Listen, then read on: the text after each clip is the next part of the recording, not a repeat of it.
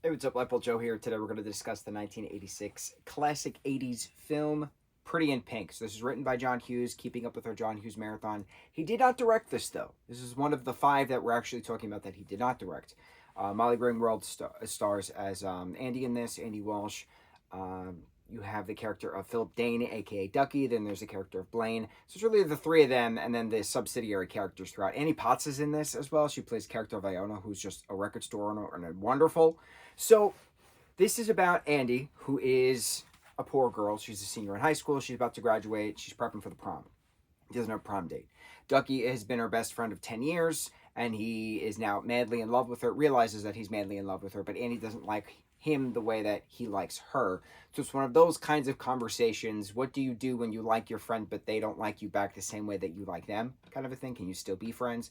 Is it now awkward moving forward? And then what happens when Andy likes this character, Blaine, and then Blaine likes her back, but Blaine is a Richie, as they call him, a rich kid from a wealthy family, and she's a poor kid from the other side of town. So how does that work? How does the dynamics work? Well, your friends like this person, well, their friends like you, things, right? And of course, there's the whole turmoil of I'm too poor for you, you're too rich for me, and the Ducky's still head over heels in love with Andy.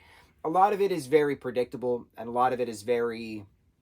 We've seen that in regards to a lot of different storytelling before. I like the heart that Andy has with her dad, that the mom abandoned them because of her drinking issues, and there's nothing they could do about that. We have to move on, stuff like that, that there's always a future. So I like those types of life conversations, but it was just an okay film overall. I've seen this a few times. Best part about this was John Cryer's character of Ducky. Ducky's an iconic 80s character. It's just a more of an anthropological standpoint viewing of this film. I'm not learning many life lessons from this film. I'm not getting that heart type of feeling that Breakfast Club gives me every time I watch that. It's still a good film. It's still a good Molly Ringwald film. It's still a good John Cryer John Hughes written by film. It's just not super memorable. I appreciate watching the teens do their teen things in 1986 and the aesthetic of that, the grit of that, the cars, the clothes, the fashion, the hair, the music. Wonderful.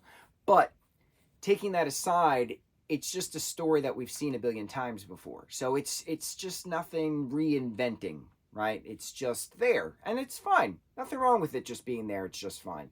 Moving on to the next review, the final review of our John Hughes marathon, and then to Easter reviews.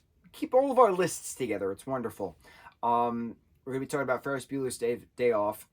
And that's still memed and iconic all these years later.